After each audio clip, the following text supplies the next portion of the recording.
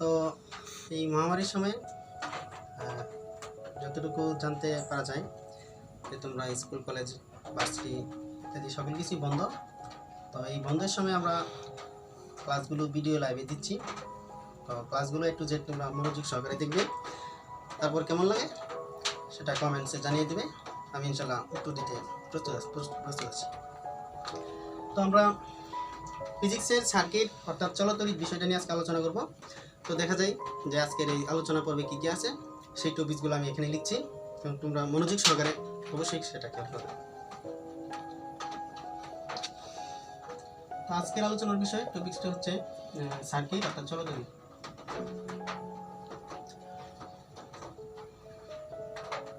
প্রথমে আমরা লিখব বিভব।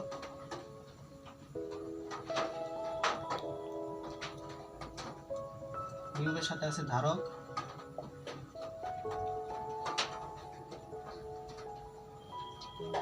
তারপরে আছে তড়িৎ ক্ষমতা,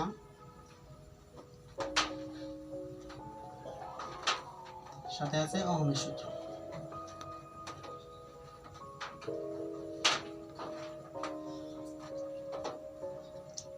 তারপর আছে তড়িৎ পরিবাহিতা, তার সাথে আছে তড়িৎ পরিবাহকত্ব।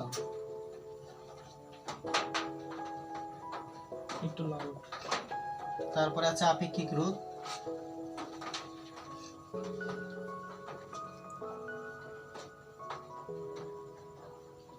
তারপরে আছে বর্তনী,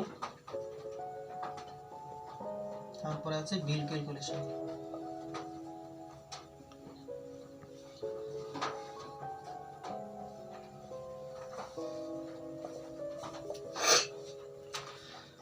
তো বন্ধুরা, তোমরা নিশ্চয়ই দেখতে পাচ্ছ যে এখানে চলতরিতের 6টা টপিকস লেখা আছে।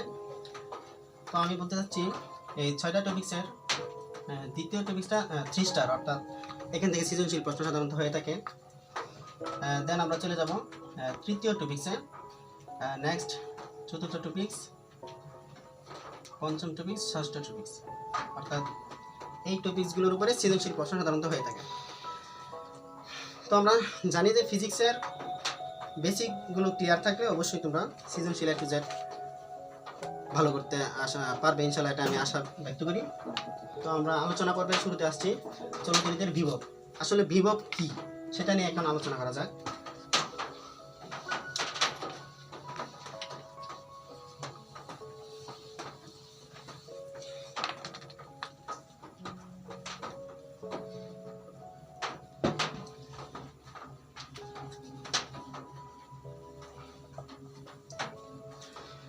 আমি বলতে চাচ্ছি বিভব অর্থাৎ ইংলিশটা হচ্ছে ভোল্টেজ, অর্থাৎ এটাকে তড়িৎচালক শক্তি বলা হয়। তো বিভবের সূত্র থেকে আমরা এটা সংজ্ঞা দিতে পারবো, একক এবং মাত্রা দিতে পারবো।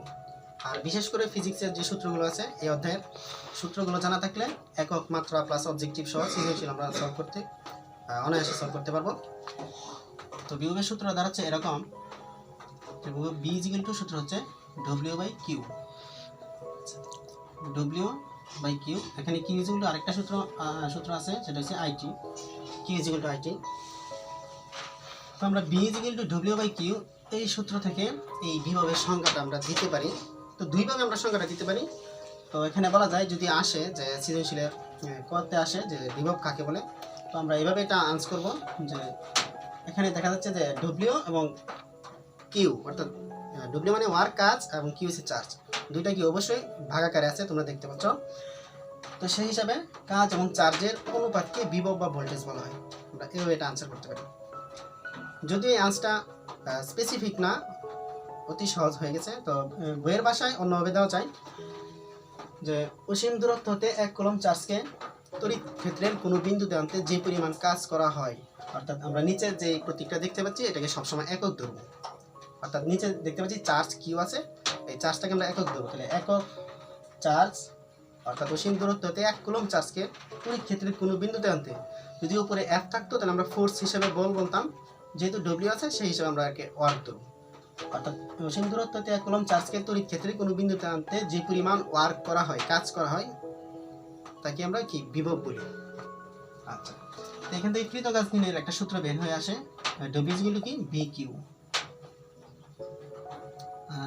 কিউ ইজ ইকুয়াল টু একটা সূত্র আছে, কিউ ইজ ইকুয়াল টু হচ্ছে আইটি, আবার বি ইজ ইকুয়াল টু আরেকটা সূত্র আছে আইআর, সাথে আছে কি IT.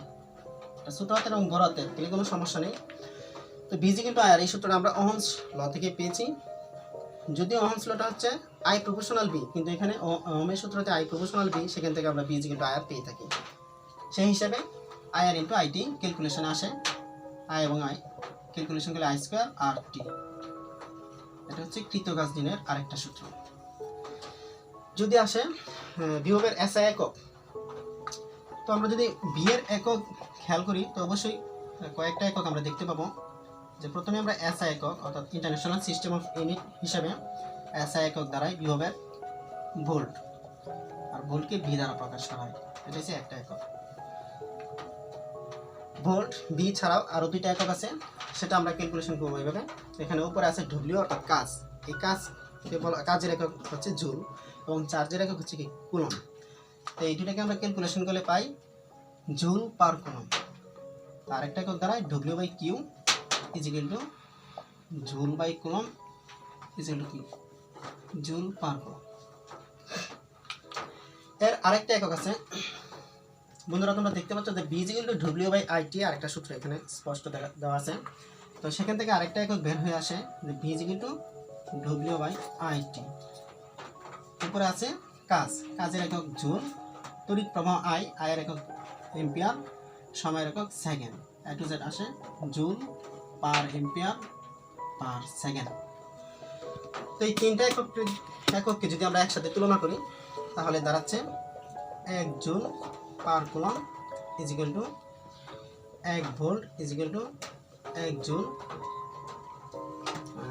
Per ampere per second. এটাকে আমরা 1 ধরে ক্যালকুলেশন করলাম। যদি আমরা 2 ধরে ক্যালকুলেশন করি তবে দাঁড়াবে 2 joule 2 joule per coulomb, 2 volt 2 joule per ampere per second. এখানে 20 দিলে সবগুলোতেই 20 বসাতে হবে। তো আমি আশা করি বন্ধুরা তোমরা এককটা অন্তত ক্লিয়ার হয়েছে। দেন আমরা যাব মাত্রা। যদি আসে যে বিভবের মাত্রা কি, তো আমরা কি খেয়াল করি,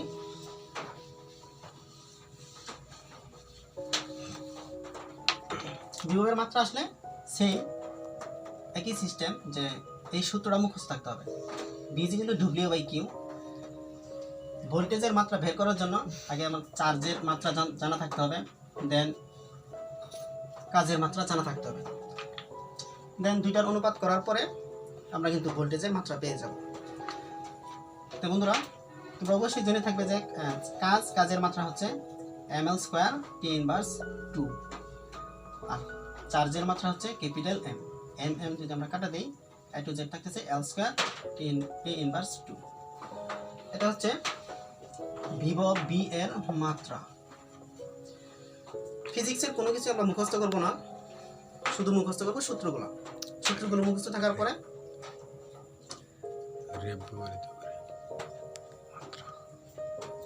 সূত্রগুলো মুখস্থ থাকলে আমাদের সুবিধা কি, যে আমরা একক বের করতে পারতেছি, মাত্রা বের করতে পারতেছি, দেন অবজেক্টিভ সলভ করতে পারতেছি, দেন সৃজনশীল সলভ করতে পারতেছি। আর মুখস্থ করলে তো ইনশাল্লাহ হয়ে গেল। প্রকৃতপক্ষে আমরা ভোল্টেজের মাত্রাটা এইভাবে বের করব। আচ্ছা, দেন আমরা চলে যাব ধারকে।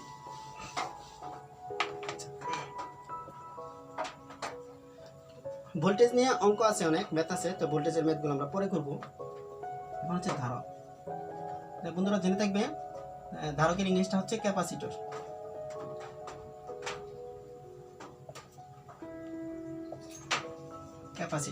যদি এটা সিলিং ফ্যান ইউজ করা হয়, ক্যাপাসিটর। আসলে আমরা ধারক বলতে কি বুঝি? ধারক হচ্ছে যে কোনো একটা সিস্টেম বা কোনো একটা উপাদান কি পরিমাণ বিদ্যুৎ ধারণ করতে পারে, কি পরিমাণ বিদ্যুৎ অ্যাকসেপ্ট করতে পারে, সেটাকে আমরা ধারক বলি। ধারকের সূত্র হচ্ছে এরকম, সি ইজ ইকুয়াল টু, প্রথমে C is equal to Q by V. C is equal to Q by V. এই সূত্র থেকে আমরা ধারকের সংজ্ঞা দিতে পারি এভাবে, উপরে আছে চার্জ, নিচে আছে ভোল্টেজ। তাহলে চার্জ এবং ভোল্টেজের অনুপাতকে ধারক বলা হয়, অথবা যে কোনো সিস্টেম বা উপাদান যে পরিমাণ বিদ্যুৎ অ্যাকসেপ্ট করতে পারে তাকে আমরা ধারক বলে থাকি। ধারকের সঞ্চিত শক্তি হিসেবে একটা সূত্র এখানে আসতে পারে এরকম,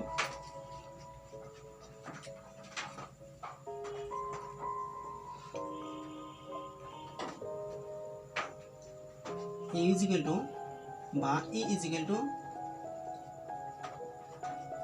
half CB স্কয়ার। তো বন্ধুরা E is equal to half CB square, এখান থেকে আমরা যে ক্যালকুলেশন করি C is equal to Q by B, এখানে আমরা C এর মান বসাতে পারি। C এর মান হচ্ছে Q by B, সাথে আছে B স্কয়ার, এটাকে ক্যালকুলেশন করলে আসতেছে হাফ QB। বন্ধুরা এখান থেকে আমরা আরেকটা সূত্র বের করতে পারি, B is equal to Q by C। তো পূর্বোক্ত সূত্রটা হচ্ছে এরকম, E is equal to half CB square. এখানে আমরা B এর মান বসাতে পারি, তাহলে আমরা আরেকটা সূত্র পেয়ে যাব, half CQ square divided by C square. তাহলে সূত্রটা দাঁড়াচ্ছে এরকম, half Q square divided by C. তো এটা যেটা আমরা ধারকের সঞ্চিত শক্তি হিসেবে কয়টা সূত্র পেলাম, একটা হচ্ছে half CV square, half QV, half Q square divided by C. তো আমরা মোট সূত্রটাকে এইভাবে ক্যালকুলেশনে নিয়ে আসবো, half CV square, half QV, half Q square divided by C. যদিও এর অনেকগুলো টেকনিক আছে, তো এই টেকনিকগুলো ইনশাআল্লাহ আমি প্রেজেন্টেশনে দেখাবো। তো কোন সূত্রটা কোন ম্যাথে আমরা কীভাবে অ্যাপ্লাই করব সেটা নির্ভর করবে সাইড নোটের উপর। যদি ভোল্টেজ এবং ধারকের উল্লেখ থাকে তাহলে আমরা এই সূত্রটা নেব, যদি চার্জ এবং ভোল্টেজের উল্লেখ থাকে এই সূত্রটা নেব, আর যদি চার্জ এবং ধারক ক্যাপাসিটরের উল্লেখ থাকে তাহলে আমরা এই সূত্রটা নেব। আর যদি যে কোনো একটা প্রতীক অনুপস্থিত থাকে তাহলে আমরা সেটা বের করে তারপর এখানে মানটা বসাই দিলেই ম্যাথটা আমাদের হয়ে যাবে। তো বন্ধুরা যদি ধারকের একক আসে অথবা মাত্রা আসে তাহলে আমরা কীভাবে বের করব, আমি আগেই বলেছি যে কোনো কিছুই মুখস্থ নয় ফিজিক্সের, জাস্ট অনলি যে সিস্টেমের উপর যে সূত্রগুলো আছে সেই সূত্রগুলো আমরা মেমোরাইজিংয়ে নিয়ে আসবো। দেন আমরা চলে যাব ধারকের একক অ্যান্ড মাত্রা। তো এককে আছে এই সূত্র মুখস্থ থাকলে, চার্জের একক কুলম্ব, ভোল্টেজ ভি এর একক ভি নিজেই, দেন এককটা হচ্ছে এরকম কুলম্ব পার ভোল্ট। এটার আরেকটা একক আছে C is equal to Q by V, Q is equal to সূত্র হচ্ছে আইটি ডিভাইডেড বাই ভি।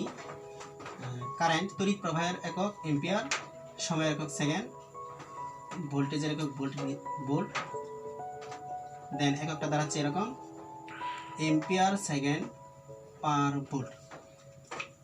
তো বন্ধুরা যদিও সিলিং ফ্যানে এটা ইউজ হয় সাধারণত ক্যাপাসিটর, সেখানে ক্যাপাসিটরে উল্লেখ থাকে যে কুলম্ব পার ভোল্ট অথবা এম্পিয়ার সেকেন্ড পার ভোল্ট, এইগুলো উল্লেখ থাকে না, সাধারণত এগুলো উল্লেখ থাকে মাইক্রো কুলম্ব, মাইক্রো দিয়ে প্রকাশ করা হয়। তো সাধারণত আমরা এই দুইটা একক জেনে রাখলাম যে আসলে ধারকের স্পেসিফিক এই দুইটা একক সাধারণত ইউজ হয়ে থাকে অবজেক্টিভে। 1 coulomb per volt is equal two 1 ampere second per volt. যদি এখানে আমরা 20 দিই এখানেও 20 দিতে হবে। তো বন্ধুরা আমি আশা করি অবশ্যই ধারকের একক মাত্রা এবং সূত্রগুলো কীভাবে বের করতে হয় সেই প্রয়োগগুলো অবশ্যই তোমরা ইতিমধ্যে জেনে গেছো। যদিও কোনো টপিক্সে প্রবলেম থাকে আমাকে কমেন্টসে জানিয়ে দেবে, ইনশাআল্লাহ আমি পরবর্তী ক্লাসগুলোতে আবার শুরু করব।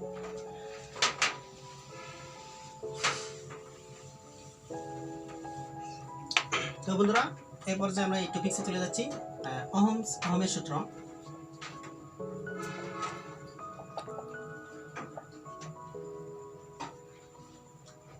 বিজ্ঞানী জর্জ ওহম জার্মানিতে জন্মগ্রহণ করেছেন। তিনি বৈদ্যুতিক সংক্রান্ত একটা সূত্র দিয়েছেন। সূত্রটা বাংলা বিবৃতি আছে অ্যান্ড দেন গাণিতিক ব্যাখ্যা আছে, যুক্তিসঙ্গত ব্যাখ্যা আছে। তো আমরা যদি এই ক্লাসটা বুঝি তাহলে অবশ্যই মাথায় কাজ করবে এবং মনে রাখার জন্য অনেকটাই সহায়ক হবে। আর যদি মুখস্থ করি তো সেটা সীমিত সময়ের পরে আর থাকবে না।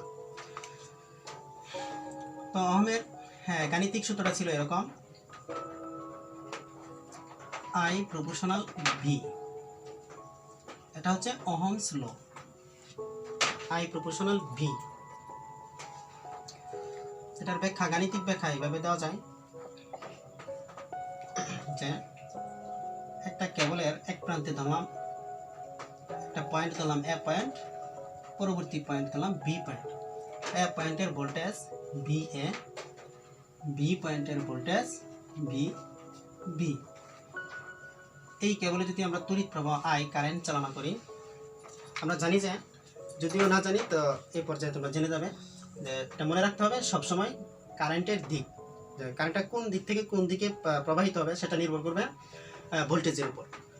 আমরা জানি যে সবসময় নিম্ন ভোল্টেজ থেকে কারেন্ট উচ্চ ভোল্টেজের দিকে ধাবিত হয়, অর্থাৎ এখানে V B less than V A হয়, তবে দাঁড়াচ্ছে যে বি প্রান্তের ভোল্টেজ বেশি এবং এ প্রান্তের ভোল্টেজ, বি প্রান্তের ভোল্টেজ কম এবং এ প্রান্তের ভোল্টেজ হচ্ছে বেশি, এই মিনিংটা বলতেছে। তো আমরা জানি যে নিম্ন ভোল্টেজ থেকে কারেন্ট সবসময় উচ্চ ভোল্টেজের দিকে ধাবিত হয়। যদিও এটা নিম্ন ভোল্টেজ, তাহলে কারেন্টের দিকটা হবে বি প্রান্ত থেকে এ প্রান্তের দিকে, তো এখানে সর্বমোট যে পরিমাণ কারেন্ট প্রবাহিত হবে সেটা নির্ভর করবে দুই প্রান্তের বিভব পার্থক্যের উপর। তো যদিও এটা নিম্ন ভোল্টেজ হয়, লো ভোল্টেজ, এটা হাই ভোল্টেজ, তো অবশ্যই বিভব পার্থক্যের সৃষ্টি হবে, কারণ এইখানে ভোল্টেজ যদি 2 দাঁড়ায়, এখানে যদি ভোল্টেজ 4 দাঁড়ায়, তাহলে একটার ভোল্টেজ কম, একটার ভোল্টেজ অবশ্যই বেশি। তো তোমরা লক্ষ্য করতে পারছো যে অবশ্যই এখানে ভোল্টেজের পার্থক্য রয়েছে। তো এটার ভোল্টেজ, বি প্রান্তের ভোল্টেজ যদি 2 ভোল্ট হয়, এ প্রান্তের ভোল্টেজ যদি 4 ভোল্ট হয়, তাহলে এখানে বিভব পার্থক্য দাঁড়াচ্ছে 2 ভোল্ট। তো সেই 2 ভোল্ট নির্ভর করবে যেখানে কি পরিমাণ কারেন্ট প্রবাহিত হচ্ছে। তো আমরা যদি এ এবং বি প্রান্তের বিভব পার্থক্য নির্ণয় করি, তাহলে B A B is equal to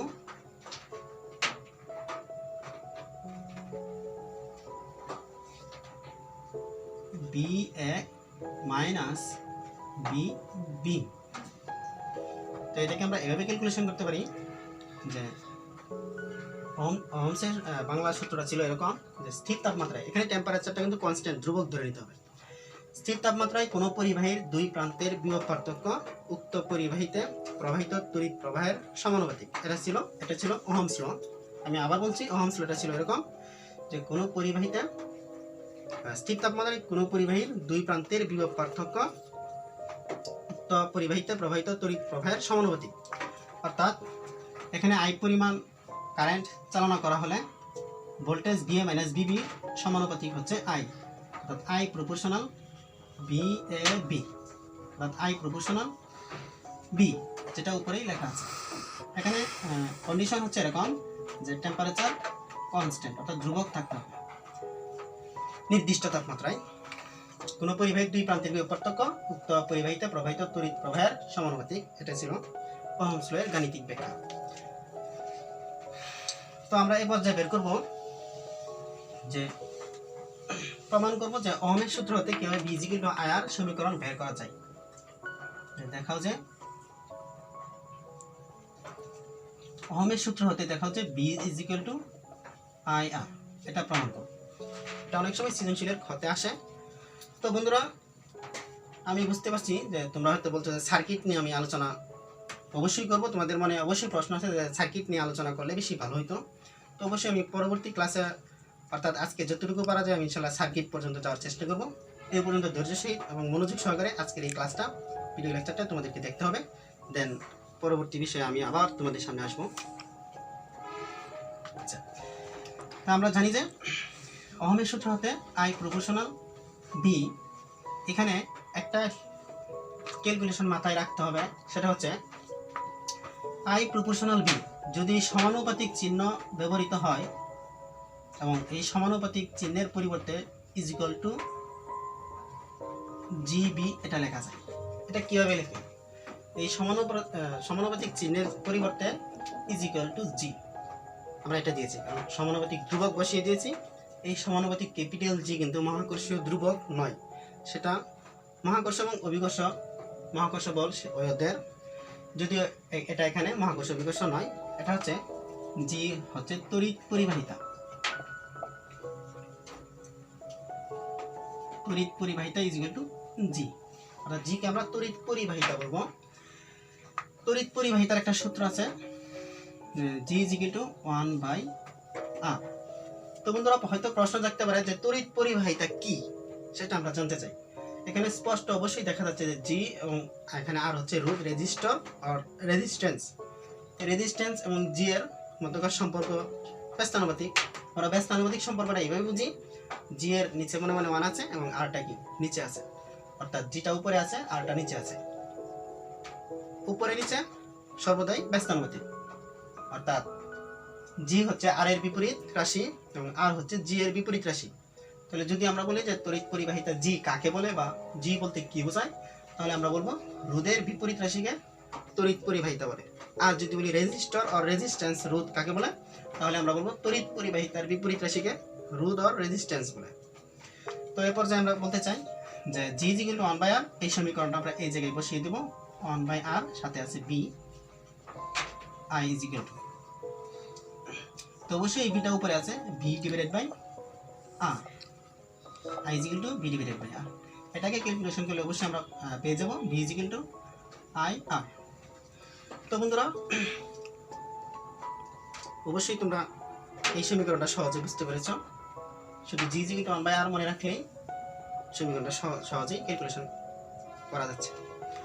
তো এই ছিল ওহম সূত্রতে V is equal to I এর প্রতিপাদন।